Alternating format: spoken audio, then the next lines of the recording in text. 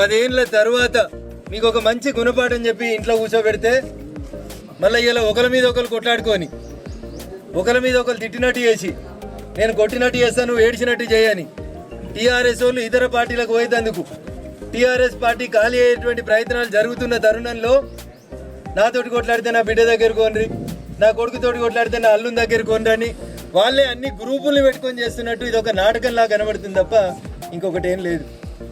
చెప్పాల్సి ఉండే నేను ఎవరో మధ్యవర్తులు వచ్చిరని ఇలా పేపర్లో చూసినాం. తండ్రికి బిడ్డకు మధ్యలో మధ్యవర్తులు ఎందుకు? నేరుగా మాట్లాడుకోవడానికి ఫోన్ ఉంది, ఫామ్ హౌస్ ఉంది, బిడ్డ వస్తా అంటే నాయన రానిస్తాడు కూడా. ఇవన్నీ కూడా ఈ రాష్ట్రంలో ఉన్నటువంటి సమస్యల్ని పక్కదారి పట్టించి వ్యక్తిగతమైనటువంటి ఎజెండాతోటి వాళ్ళ కుటుంబంలో ఏదో జరుగుతుంది వాళ్ళే లీడర్లు కావాలనుకొని తండ్రి కొడుకు అల్లుడు వీళ్ళు ఎవరికి నచ్చకపోతే మళ్ళీ కూతురు దగ్గరికి పోయేందుకు ఇంకో కొత్త కుంపటి పెట్టాలన్నట్టు కనబడుతుంది.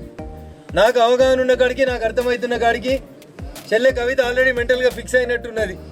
టీఆర్ఎస్ పార్టీలకు వెళ్ళి బయటికి పోదామని సొంత ఎజెండా పెట్టుకుందామని అక్క షర్మిలక్క చేసినట్టు పాదయాత్ర చేద్దామని ఓ కొత్త పార్టీ పెట్టుకుందామని ఆమె డిసైడ్ అయినట్టు కనబడుతుంది. తేదీ ముహూర్తం కూడా నాకు అర్థమైన కాడికి బహుశా జూన్ 2వ తారీఖున కవితమ్మ కొత్త పార్టీ పెట్టవచ్చు. అంతకుమించి కొత్త కనబడేది ఏముంది? ఆడ కొట్లాట ఏముంది? తండ్రి కూతుర్లు అన్న చెల్లెళ్ళు పక్క రాష్ట్రంలో ఏమైందో చూసినాం. ఈ రాష్ట్రంలో కూడా గదే అవుతుంది. కొద్ది రోజులు పార్టీ పెడతారు, నడుస్తారు, పాదయాత్ర అయిపోతుంది. ఆ రాష్ట్రంలో అక్క చెప్పింది కదా పాదాల మీద నడిస్తే పాదయాత్ర అని. అట్లా ఈడ కూడా చెల్లె పాదయాత్ర చేస్తుంది, కొద్ది రోజులు కొత్త పార్టీ పెడుతుంది. సామాజిక తెలంగాణనో మహిళలకు అన్యాయం జరిగిందనో ఇప్పుడు చెల్లె కవిత మాట్లాడితే బాధ అనిపిస్తుంది.